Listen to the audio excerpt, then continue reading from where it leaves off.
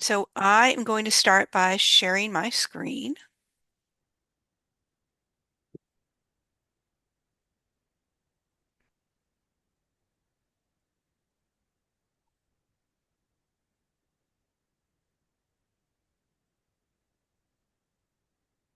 And just open this topic up by talking about um, one of the most important factors of what we all work on, which is increasing our vitality and increasing our energy level so that we can do all the wonderful things we want to do and be able to show up for the people that we care about in our life. And I'm showing what works for my personal life, and I'm happy to hear input or comments from others as we work our way through this, to demonstrate, how where we start on this project and how it translates into an RPM plan. So the beginning was, for me, it was at Date with Destiny, identifying that this was my number one goal for the next year, was to really bring my vitality to the next level. I've had a lot of good success in 2024 and really looking forward to kind of accelerating that success. And so the elements of a really good vitality plan for me are I need 7 hours of sleep. Um, I have a family history of diabetes, so I'm very conscious of that. And through a lot of research, have come to the conclusion that limiting the time that I eat on most days is healthy for me. So what I want to do is I want to eat mostly whole foods that I have prepared for myself. Um, Cardio 4 times a week, yoga and stretching 2 times a week, movement 8,000 steps a day, and take supplements consistently at the right time of the day. So, one of the tools I use for my plan includes not just popping things in a microwave, but I also have one of these little devices. I have one at home and I have one at the office. So if I want to make soup or something like that, I can pop it into this device in the morning, and at lunchtime it's ready. So before diving into the RPM plan, the first thing I did was I took a look at my typical week and what my typical schedules are. And I, I spent, I'd say I was doing a lot of this in my head in the first edition. And for the purposes of this conversation, I went back and I actually took the time to prepare a grid. And the color coding of the grid is the green is, that's my W-2 job. And for the most part, with very few exceptions, when I walk into work in the morning, I'm at work until I leave. And so what I work on is making sure that I'm out the door at a consistent time. And that time block for me includes commuting time. And I've done the same thing with my workouts. If I'm driving to a gym, I'm including that commuting time back and forth to the gym in that particular time block. So I have a fair amount of volunteer tutoring work that I'm doing. N- Students don't always sign up for those time blocks, but I do hold them available until until I know whether or not that is going to be consumed by others. The yellow is the different meetings we have, like today's meeting would be what I would classify as a Tony meeting. We've got book clubs, we've got leadership meetings spread across the week. And coming up for me in the next week will be certification prep. I did a certification over the summer, and it was about 8 hours of time for me over and above my normal schedule. And so I have that experience to work from to know just where my schedule is going to get crunched. And so um, I spent, I'd say, about an hour thinking about where are the places where my schedule can get disrupted in a week, and where could I get thrown off on my vitality plan? And for me, the workouts are the place where I am most likely to get thrown off. Um, I do have the ability to work out at home. I have access to a free gym at work, and then there's a gym that I like to go to. So there's a lot of options there. And even with that, if I have too many days in a row where I am distracted by other things, I can get thrown off course. So what you see here is you see the deep purple like the band, is the color I assign to workouts. And the place where I'd like to be is I would like my workouts to be first thing in the morning. So they're just out of the way. So I have a lot more flexibility after work. What I found over the past year is um, that doesn't work for me on a routine basis. I can get a quick workout in first thing in the morning, but I've got too many other things that I'm trying to do. And so this is the schedule that has been working most consistently for me. Um, and you'll see there's some other categories as well, such as, there's time allocated for food prep. During this time that I'm doing certification, just gonna have to do easy things. There the normal stuff around the house that needs to be done.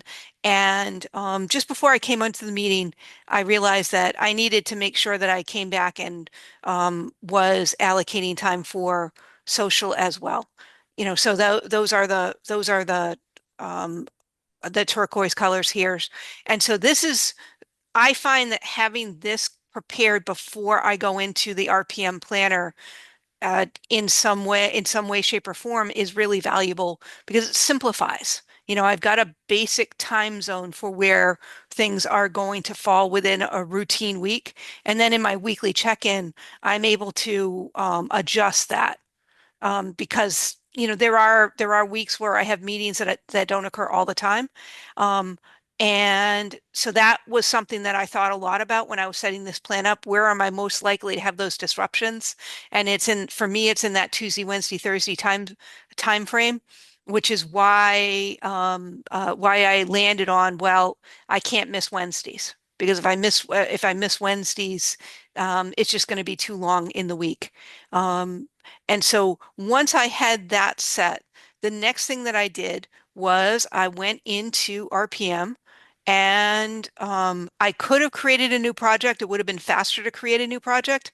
But instead, what I did was I went to my existing project and I cleared out anything that was undone from the prior year. And so I've named this my Vitality Accelerator. And ultimate result and ultimate purpose was set a little bit of time ago, and you'll see there's a little bit of inspiration that I've got in there. I'm a little bit less visual, so that doesn't rev me up in the way that it might for people that are much more visual. But I do have a couple that are in there. Um, but what I really get a lot out of is starting from, what is my ultimate result, and then going from there to a key result. So I'd say 80% of what I want for this project already listed in here. So I have the results of what I want to achieve in the next year. Little nervous about that, although I had success in 2024. That's a faster rate of reclaiming vitality than I've been able to achieve in previous years. I've also got some other important goals as well. The exercise that I feel best doing these days is jogging. So I've set a goal to complete a 5K together with friends, going out on a group tour. I'm super afraid of heights. So zip lining over Niagara Falls is a goal as well that falls within this category. And later on in the year, I'm planning on running at what I would classify as the Cindy Crawford rate. Um, a 10-minute mile or better is what I'm shooting for the end of the year. And also, starting to make it normal to do these races along with the other things that I'm doing. So within any one of these areas, what I can do is I have an option within RPM. There's a few options. One is I'll point out that these dates don't include the year. They just include the month and the day. So it worked really well to set this up within a calendar year. But if I wanted to reorder these results, let's say I wanted them in order by deadline, I can just drag and drop. And that makes it a little bit easier for me to kind of mentally think through at a high level, what am I trying to achieve? And then when I am at that high level thinking through what I want to achieve, I have two options. I can create an action from a key result, or I can create a block from a key result. And so what I chose to do for this complex project, which is weight loss, is I created a block which was all of the essentials that I needed to achieve in a given week in order to maintain a calorie deficit and continuously improve my fitness. And so, after a lot of trial and error, I came to the conclusion that setting this plan up for a week was what was going to make it easiest to duplicate in the future. So what I did is I went through and so I have some daily actions like drink 2 liters of water occurs every single day. And if you assign a date and a time, you can see where that is showing up, what day you've assigned for it, and the amount of time that you've allocated for it. And so what you can do is you can work through what are all of the elements that are needed for a weight loss plan. And then I did a lot of dragging and dropping to kind of order these and sequence them to ensure that I wasn't duplicating any of the actions and I was also accounting for everything that needed to be done in a week. And so if I look at, for example, meal plan and grocery shop, that is that's something that I'm able to do quite efficiently. So I've allocated 30 minutes for this. For um, uh, going to Orange Theory, on the other hand, um, it's 2 hours because it's a good half hour to drive there, an hour in the gym, and then half an hour to get back. So uh, in total, for everything that I have planned for what I would term the vitality assessments, it adds up to 16 hours and 20 minutes. Now, um, the the cool thing about this is now that I've taken the time, and it took me about an hour to set this very detailed plan on what I need to do each and every week for these habits. If I want to duplicate this, I can duplicate a block. And I can say I'm going to start on January 12th because I start my weeks on Mondays. And what it will do is it will maintain the relative dates. So see how we have Saturday prime for the weekend as that's a workout. And it's first thing in the morning on Saturday morning. In the block that I worked from, it was assigned January 6th. Now, if I come down to this new block, it is going to now be assigned the following Saturday. And so now what I can do is I can now edit this to say January 12th to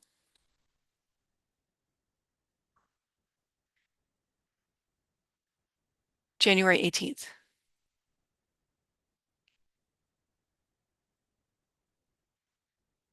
And so I can go and create as many blocks in the future as makes sense for me.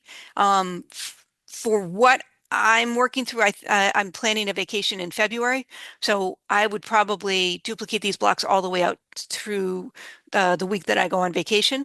And then that might be a trigger when I come back to do a little bit of a reset. I'll be done, I'll have some other big things that are um, uh, schedule changes at that point in time. Although I think the only thing that would change for this particular block of things is when in the day would I do it. Um, all of the things that are on this list are things that I've determined through experience that I need to do in order to optimize my vitality. Now, I have some other things that are in these key results. For example, going on a group walking tour in the summertime. So, so that actually that result translates into 3 separate actions. Um, it's pick a walking tour and reserve a spot, assuming that I'm going to have to travel to it, plan travel for that, and actually go on to the walking tour.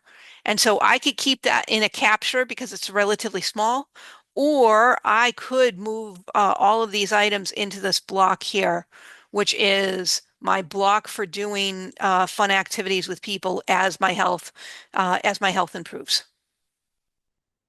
And so that can just be done by dragging and dropping, which there we go. Now I've got it.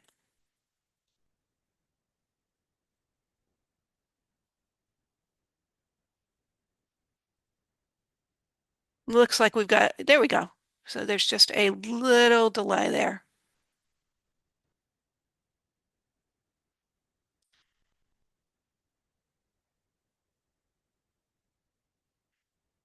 And if I decided, well, there's something that really doesn't belong in that block or it belongs in another block, I can just drag it and I can bring it back up here. Now, within the individual actions, um, let's say, um, a key result that isn't on the list yet would be strength training. So if I wanted as a key result, deadlift 2x my body weight, and I'm going to give the end of the year as a goal.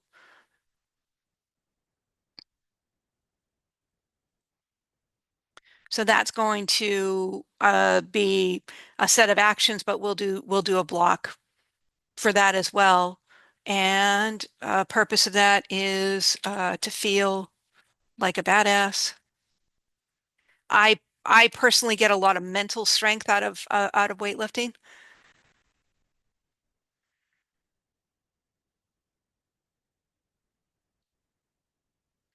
And we'll create an action, which is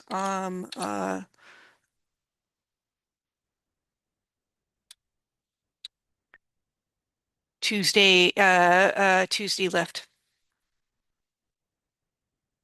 And as I mentioned before, these work the best.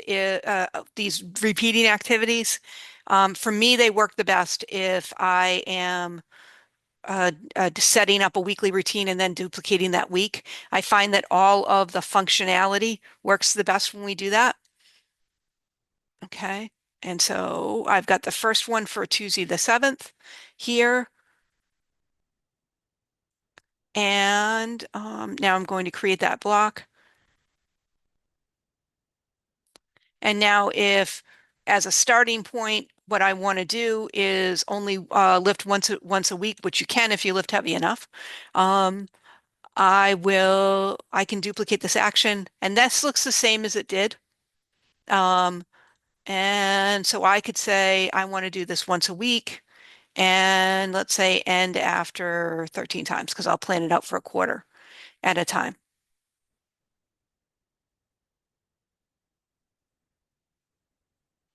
Now I can also duplicate this action to say now I will replan one of these, which I think would be here.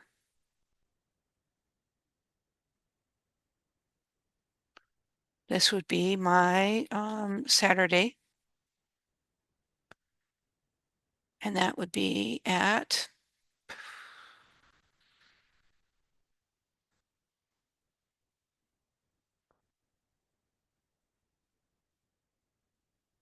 and that's an hour.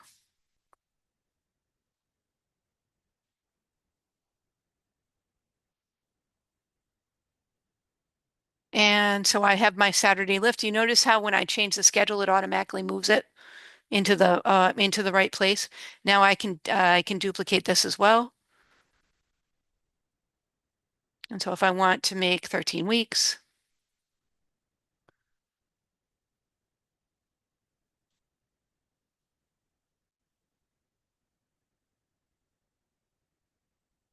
now if I have an injury that prevents me from doing this particular part of my results where I need to change my results or just really think of a different way.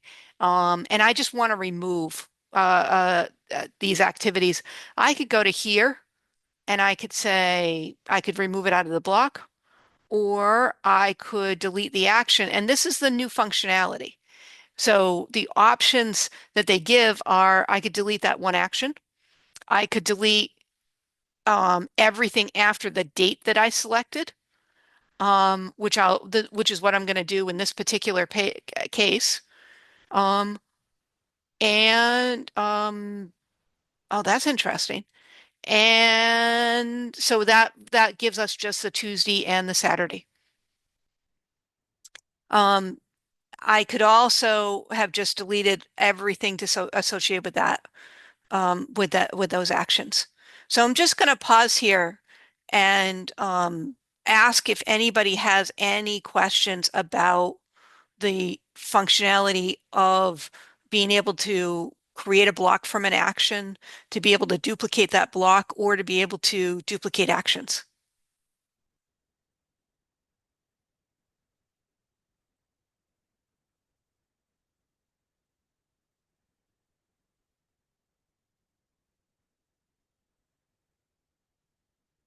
Does anyone have anything that they have found works a little bit better than what I'm demonstrating in this particular project?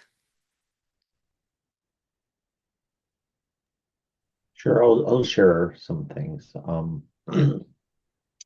So one of the powers of creating blocks like this, so your fitness block, imagine you're measuring different metrics, right?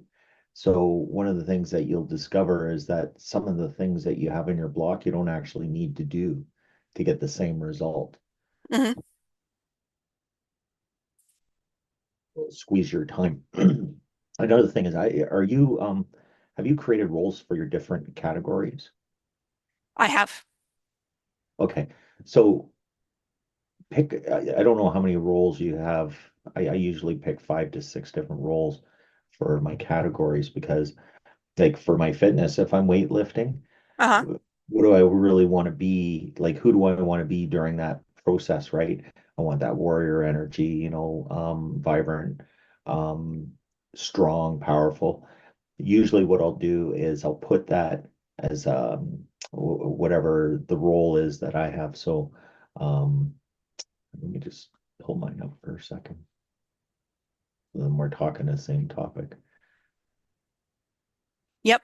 So I did go to my category and my category of becoming this vibrant self is at this moment in time highly focused on this particular project, um which is sustaining the routines that will dismiss body fat and increase my strength. But yes, I think of myself as a warrior goddess when I'm in that role.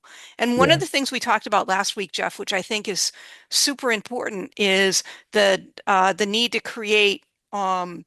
I am thinking about, I've reflected on your comments, and I think that what we can do while we're waiting for the software to catch up with us is we could use Canva to create some posters for some of these important categories, or we could create binders by copying this data out of RPM into something else. Because you'll notice, like my ultimate purpose is a lot bigger than what shows on the screen. yeah. That's actually what I've done. I literally completed it yesterday. Uh-huh. My binder because so I just did Date with Destiny. I reset everything, set new goals and stuff like that. And my first 30 days, I want to read those every day, right? And I don't find this useful at all as far as being able to review what my goals are, getting them into my body, that kind of thing. Hmm. Um, and then as far as the roles go, so Tony always talks about um who do you need to be in order to achieve this goal? That's sort of the premise of roles, and attaching them to your different projects, right? And the results, what's my ultimate result here? And this is who I need to be. I found that really a powerful tool. Okay, so let's come over here and let's see if there's something that we can do. Because you're right, it is a little bit it is a little bit disconnected at the moment. And so what I can do is um, that allows me to, um, let me see. Now, this isn't something that comes quickly to me when I do these things. I need to think about them a little bit and what really resonates for me. So I'm not going to do that real time, but the uh, but I will come back and work at bringing the role into my project description. And it was a little bit slow. It caught up with me eventually, but the rework that I'm going to need to do is uh, to ensure that my ultimate result reflects who I want to become. Yeah. And that's your role, right? Right.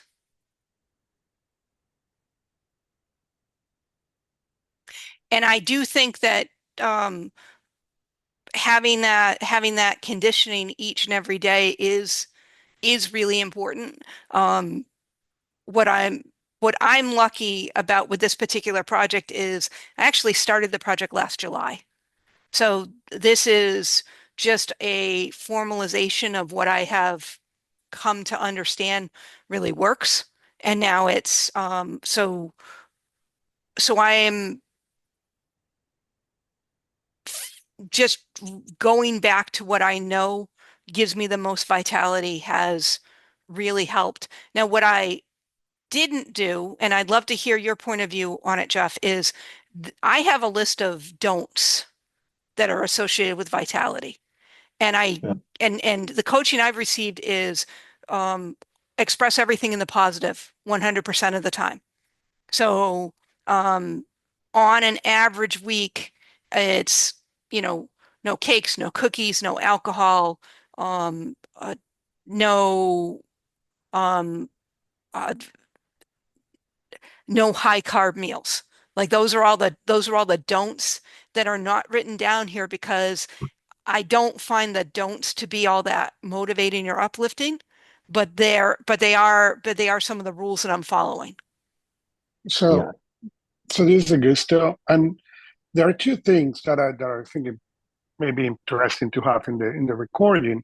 One is I see from where you're coming, Jeff, and the power is there, but I think one of the challenges also is what motivates each person. As Maggie was saying earlier, the visuals doesn't do much for me, and I guarantee some of the people that are going to listen, the visuals do everything. They could put health, okay, and put the right picture, and the right picture will do more than writing them. The second challenge, and it's something that I particularly like about RPM, is that challenge. Okay, is that challenge of how this block or this series of blocks are going to help you transform yourself into that person that do those things natural, into that person who gets motivated by that. The person who look at the cake, okay, and he's not thinking, oh wow, it's cake and I really want it, but it's Tuesday. But instead the person will say, you know what? No, I don't need cake because on my scale of desserts, cake is not the kind of dessert that I do, will not fit with my other, and it takes time, and it's hard because we are, as a society, not trained to, or you can get there, or you can transform yourself, or you can grow to be that. And you said something very interesting, for the next 30 days or for the next 60 days. And I agree, but it also takes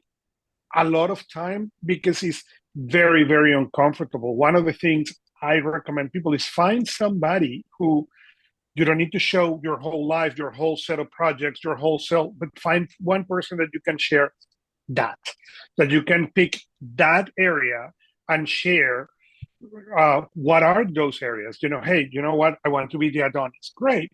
Okay. But when you people bring those roles, as important as I believe they are, there is, for a lot of people, a lot of self-conscious, maybe it's shame, maybe it's both, that that are challenging into that. You say, oh, well, I want to be physically fit. And you look at yourself and say, yeah, but I'm not physically fit. Okay? And it's very uncomfortable to tell somebody else that goal and those roles. So it's it's very important to look into them and to find somebody that you can start sharing those goals that will support you, obviously, so you start getting comfortable into this is who I am. This is now who I am. This is really when I said, no, you know what? I don't want cake. It's not, I don't want cake, and the back of your mind is saying, oh, but that cake looks so good. It's no, I am not the person who eats cake. It's same way as you hear Tony talking about, when if you are not a smoker and I offer you a cigarette, your answer is not what brand. Okay. If you love cake or cake is a weakness, and I say cake, you will say, what cake? Okay. But other people have been able to get out of cake. Okay. And if you ask cake, they say, no, thank you. They may have, and this is, and when I talk about cake, I talk about me. If you offer me a cake, I'm happy to say thank you very much and walk away without any feeling. Don't ask me ice cream, please, because ice cream is a different story. Okay. But how you work with that to be able to transform yourself to that person. No, I don't eat cake because it doesn't match with that image, with those roles that similar to what Maggie was sharing.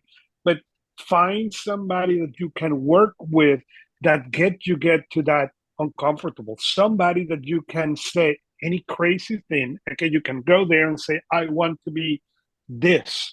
And you know that person will support you into that goal. That is very, very difficult to find, I have found. But also, if you find that person, it's so liberating because now you can talk about this and really get out of it and to transform yourself into that person. So what you're talking about, this is what I'm understanding is finding somebody that will hold you accountable, right? So there's two sides of the coin. One is accountability, right? So these are the agreements that you make with other people. So if I make an agreement with you that I'm not going to eat cake and I break that agreement, I'm now out of accountability for you. So if you're going to go that route and have somebody hold you accountable, you have to set sort of ground rules around that. The other Mm-hmm. part is integrity, right? So integrity is the agreements that we make with ourselves. And um, so if I say I'm not going to eat cake and eat cake, I'm out of integrity with myself. And there's some Correct. severe consequences if you break these rules psychologically.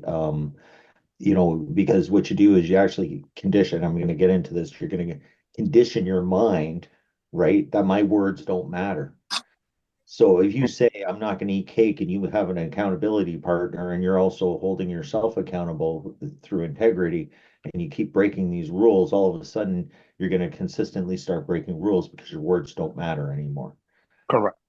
So the other part is what Tony teaches, the basis of everything that Tony teaches is about conditioning ourselves. So we have a ton of tools, right? If I don't want to eat cake, right, I've got the Dickens pattern. I can do scramble patterns, that kind of thing to change my beliefs around what cake means. But, one of the more powerful tools is incantations. And a good example is my own experience today. I have a routine very similar to Maggie where I want to work out in the morning. I had a terrible sleep last night. I got like 3 hours sleep. I was up and down all night. So I have three incantations, and I'll actually share a technique to get how I got these ones for my goals this year. So I stood there and I said, I'm a beacon of vibrant health and unstoppable energy. My body is a temple, a vessel for boundless spirit. I treat it with the utmost care, nourishing it with the finest fuel and honoring it through movement and discipline. And I did that for about 15 minutes. I blasted through my workout just because I was conditioning myself. I was bringing that energy up through incantations, or, maybe for some people who are more move away, go look in the mirror and see that big fat belly sticking out and that kind of stuff. That might motivate you even more than doing something like incantations. But the key is to condition yourself, right? To I would agree with conditioning. create I the want to build habits. on one of the other comments that Jeff talked about integrity with yourself. So one of the so although I have a pretty challenging goal ahead of myself for 2025, I also dismissed 40 pounds in 2024. And one of the habits I needed to change in 2024 was uh, uh, channel my frustration because I often felt frustrated in the office. I'd walk out of the office too late. I'd be damn hungry, and I'd take myself out for dinner. And normally, when I took myself out to dinner, I would run into somebody who could benefit from something or something in the conversation, so I got something out of it, but I was doing it too often. Um I was torpedoing myself and undermining the goals that I had set for myself, and it was something that I was trying and failing and trying and failing to fix. And so finally one day I said, I'm not this person. This is not who I am. And from that moment forward, it it just got a lot easier. And that habit is completely broken now. I'm very, very mindful. It's rare for me to go out to eat without it being a social event anymore. And and channeling that frustration, that's just not that doesn't line up with my standards that I hold myself accountable to anymore. So I think that the encouragement that you get from others um, uh, is an important part of this journey. But I wholeheartedly agree with Jeff that this is also a journey of integrity. And then the problem with having other people hold you accountable is you're dependent on other people, right? So it's it's a catch 20, like a double-edged sword, because if they don't hold you accountable, then what? It gives you an excuse to what, not do it, right? So the integrity piece is huge. I mean, both of them are really big, and I'm a firm believer in accountability and integrity and holding them to the standards in my life personally. I can't speak for other people, but um, for me, integrity is more important because if I say I'm going to do something, I need to follow through. We talk about manifestation. If you are not following through on what you're saying, how are you going to manifest stuff into your life? This all this RPM work that we're doing, I mean, would be meaningless if you don't follow the plans that you set out. And I agree, and I want to agree in that. And what I was trying to say is using the person not as the main, but as the alignment for that integrity, not as the main, not using that external person or second person to be the main, but to be this the element of support of that integrity. Mhm. Yeah. So what would okay, let's take this for example. You find a person in your life that you have a goal and you want somebody to hold you accountable. How would they do that? Well, first comes to the integrity. What is the plan? And I'm going to use the example that Maggie just said. I'm not that person who goes get out of the office frustrated. I'm sorry, so I'm putting words that not exactly said Maggie, but I don't get out of the office frustrated and go treat myself to eat. That's not the kind of person I am. Great. Now, who is that person who I'm going to be able to help me polish that? Because sometimes the problem is not that you don't want to polish, is that you don't see some of those things. So, for example, let me give you an example on my own life. I do that. I wake up early, okay, in the morning, and because I need that hour of silence, okay, and I have somebody who I text in the morning, okay, between 4 and 4:30, this person receives a daily text from me, okay. It's because I don't want to wake up. No, it's exactly the opposite. is because I want to have that external person who helped me. Those days, there are days that I have no issue, wake up, no problem. There are other days that are harder. Okay, you have a bad night, as you were saying, Jeff, and you want to still keep it up. It's, for me in particular, incredibly helpful that I know I can text this person at 4 in the morning. Okay, and this person is then most of the days don't even reply to the text. It's great. The text, it works to make my own integrity harder. It helped me for those days that my integrity is not as strong. I wish to tell you that when I set it up, everything that I set up on that integrity is unfilable. But in my particular case, it's not. There are days that I work much better than others. Having that second person align for the things that are important to you, it helps to have that, to validate that integrity with that external person that you know is aligned to those. I don't know if that what makes sense what I'm saying. Well, I think I hear what you're saying, and I get a feeling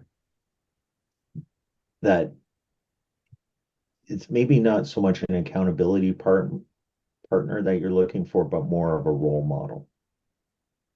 Maybe. Or a mentor? Yeah, or a mentor. Someone that Maybe. could give you advice, right? So, for example, if a person is um take an alcoholic, for example. An alcoholic goes to AA and they're assigned a sponsor. Mm-hmm. All a sponsor is a mentor that supports him along his path of becoming a non-drinker, right? And that man falls off the wagon, he has a drink. He reaches out to his sponsor, and then his sponsor gives him advice on what he can do next time so he doesn't fall into that same trap over and over again. Is that what you're sort of looking for? No, I haven't seen it from that perspective. Even that I'm going to say maybe that's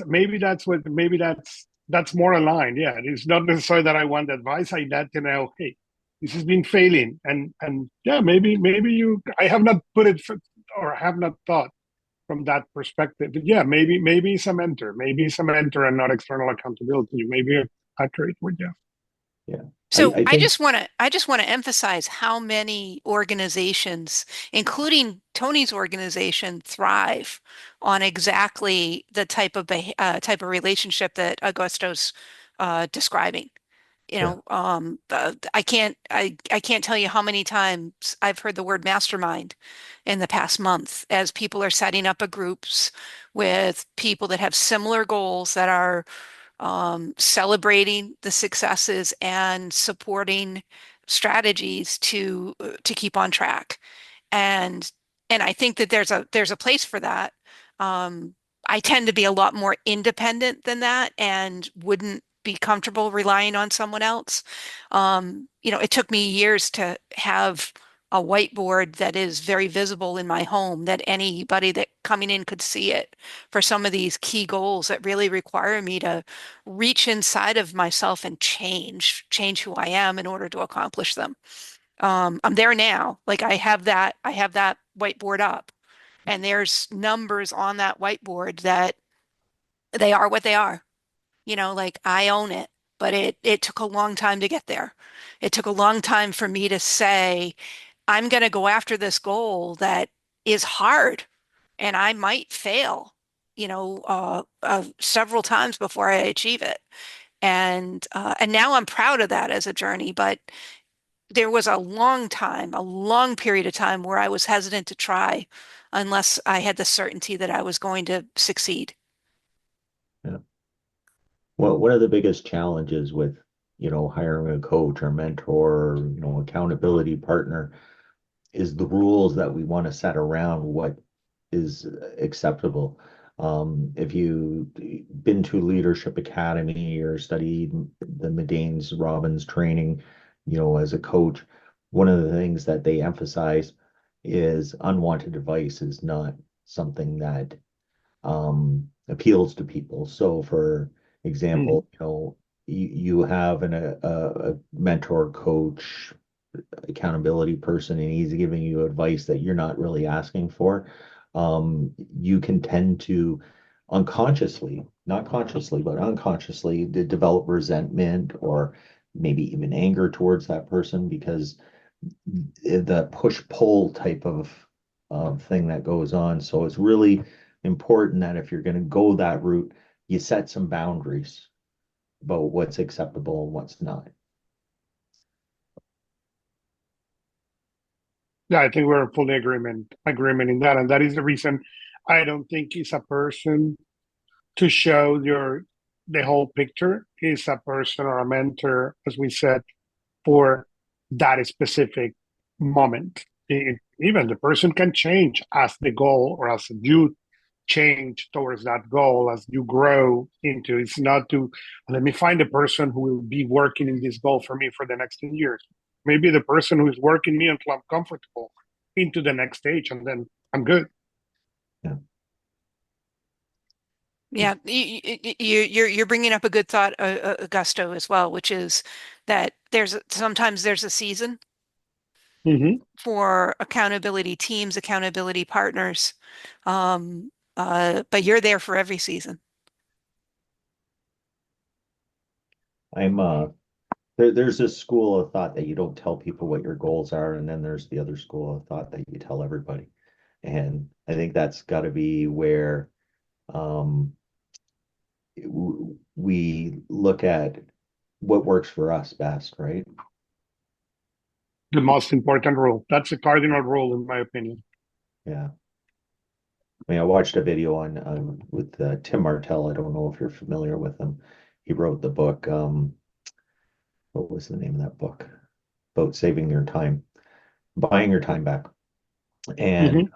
he talked about, tell everybody your goals.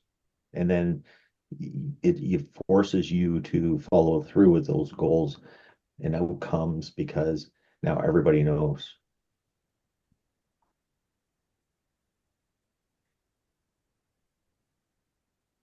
Okay, so I want to come back to the core intent of today's recording. The core intent of today's recording was using an example that everyone thinks about at this time of the year. How can we, from the top down, really leverage RPM thinking and the RPM software up uh, to set up a routine that is going to and projects that require constant focus in order to achieve the goal. And so what we did cover from a software point of view is we demonstrated that there is an ability to go within a project where you can create an action or a block within from a key result. Within that block, my recommendation is for these repeating activities, shoot for a week. Like all of the things that you need to do within a week as your target to set up that block. And then once you are satisfied with that and you have the sufficient level of detail, then it becomes quite easy to copy from week to week. And as part of your weekly RPM planning, to make the little tweaks to say, well, normally I would work out on Wednesday night, but I can't, so today I'm going to work out on a Wednesday morning, those types of things. The philosophy behind it, the mental part of it, um, I really want to acknowledge both Jeff and Augusto for your input because it's just so important. Um, are there any closing comments that anyone would like to make on the recording? So I don't know if anybody's listened to Time of Your Life. It's an older program. It's what RPM was based off of. Um, so there's two real key, I mean, besides the three questions we ask, two really key things that Tony talks about, and that's being in the zone of fulfillment. So the zone of fulfillment is we all have a series of goals. For myself, I have 7 goals that I want to accomplish this year, but I have 3 that are the main focus of my life. So that's the 3. And then the 5, 3 to 5 to thrive, are additional goals that I work on throughout the year. And what the ultimate goal with RPM is to keep into that zone of fulfillment. So if you imagine the target um, that he did at the actual training, the RPM training, the centerpiece, I think he'd used a different name for it. That's the zone. That's the target we want to get into. So focusing your week on staying as much into that zone as you possibly can is very, very important. And so I'd just like to add that for people that have not been exposed to Time of Your Life, um, this can be purchased for about $250 through the Breakthrough app. If you're a member of the Inner Circle, it's one of the trainings that's available on demand through there. And I agree with Jeff that it is a really fantastic. It's a really fantastic discussion of the entire philosophy. I know that that was my entry point into being exposed to Tony Robbins was that, and during COVID, I played that on repeat when we were doing a breakthrough project without enough resources. So it's super powerful, um, and and and I think that. Um, the ultimate goal, I would agree with Joel, is to get into that zone of fulfillment. I'm sorry, not Joel, Jeff. Um, you look very similar to a Joel. I'm so sorry about that. No, it's Um, okay. You're not yeah. the only one that does that. Well, people call me Wendy all the time, so I can completely relate. The only thing I will add to that, if any of the listeners are members of the Inner Circle, there is, I think it's a six-part training as part of the Inner Circle on RPM. Our Schenkel is the name of the coach. His first name is escaping me. I apologize, Ed, but I think it's Ted. Yes, and it is fantastic. And I think the combination of both the time of your life and that six part, it is a fantastic thing to for anybody to review, regardless where you are in this journey, because it goes from the most basic to really some mid to advanced stuff that he covers into that. That if you need a refresher for those, it is a fantastic program to cover. Fantastic. also, I would say don't make it complicated. It doesn't have to be hard. Nope. Or complicated.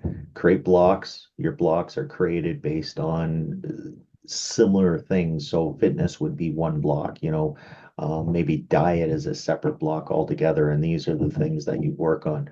And just keep it really, really simple and, plan your week.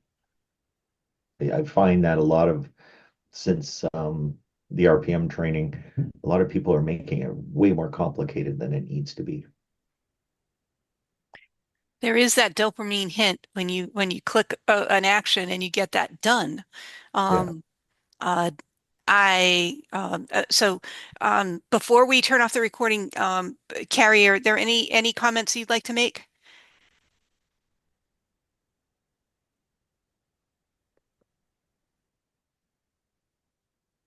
I see that she's on mute, and I'm seeing some great comments through the chat. Rich is also sharing in the chat that there's um, some some YouTubes on Time of Your Life available as well. So I am going to turn off the recording now, and I definitely appreciate